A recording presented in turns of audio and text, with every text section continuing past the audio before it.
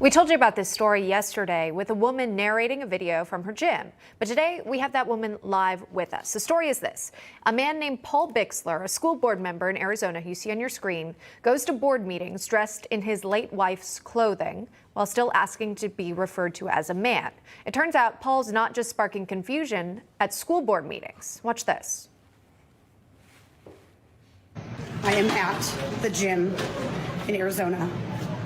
He was undressing in the locker room, top off, bra off, and Paul Bixler was in the women's locker room, and he looked at me, and he looked at my breasts, and I have called the police. The woman in the video is Lindsey, no relation to the senator, but she goes by the Patriot Barbie on social media, and we had her on as a guest on our show last month. She says Bixler, a biological male, told the gym he had, quote, bottom surgery to start his transition to become a woman, also identifies as a female on a driver's license. So Lindsey says he will face no consequences at the gym and will be allowed to keep using the ladies' locker room. She's promising to call police each time she sees him in the women's locker room. And Lindsey is with us now. She comes to us from the Patriot Barbie podcast. Lindsey, welcome, and thank you very much for coming on. I think we kind of laid out the situation, but if you could just summarize maybe something we missed or the major takeaways from this story to you.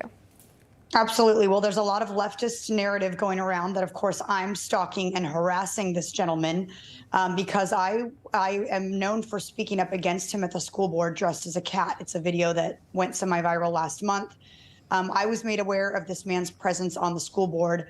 I was told that he is a distraction to the community. He's a distraction to the education.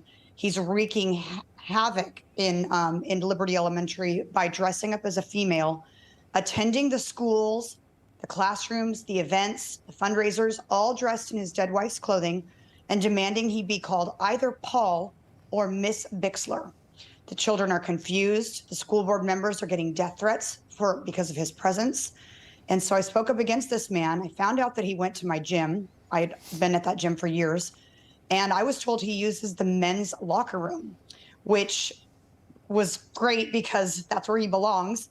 But I thought it was interesting that he uses the men's locker room at the gym and the women's at the school. Well, here I was at the gym already. Paul Bixler showed up, and he is being seen right there using the women's locker room. I understand, at least in the video, you explained you felt uncomfortable with his presence in the women's locker room. Tell us what you did next. Absolutely. You know, I believe any woman that's in a female facility, restroom, locker room, private dressing room, that encounters a man, I don't care that he has mutilated his genitals. I don't care that he's changed his driver's license. He has male chromosomes. He is biologically a male. Every woman should call the police like I did. You cannot go to the front desk and ask the gym manager or gym employees to handle such a serious situation.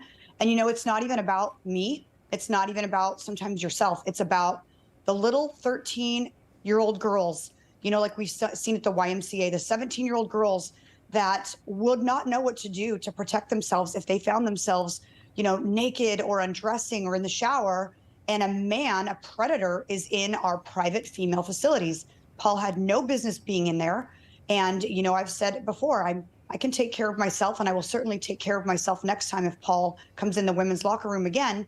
But I'm fighting up, and I'm fighting back, and I'm standing up for the little girls in the future that could not stand up for themselves if we continue to let men into our private facilities. So you called the police. I understand you spoke with gym management as well. What was the response you received?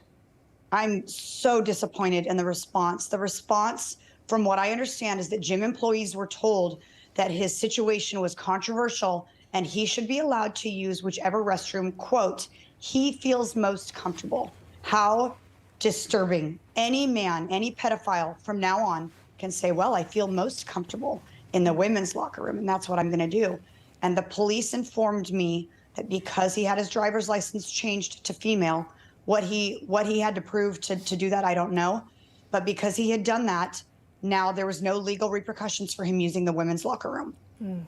Really quick for you, do you plan to return to the gym, and what's next for you? That is the gym that I've had a membership at for years. I am comfortable there. It's near my home. I absolutely will not cancel my membership. I do not have to accommodate my life around this man. I certainly will warn the women at that gym every single day that there is a man that uses the dressing room and the gym allows it. So they should be very careful with themselves and their daughters. I will not undress in that locker room, certainly. And if I encounter Paul Bixler or any man in a women's locker room, I will call 911 every single time. All right. That's Lindsey Graham joining us with her story. Keep us posted, Lindsey. We appreciate your time today. Hey guys, it's Rob Carson.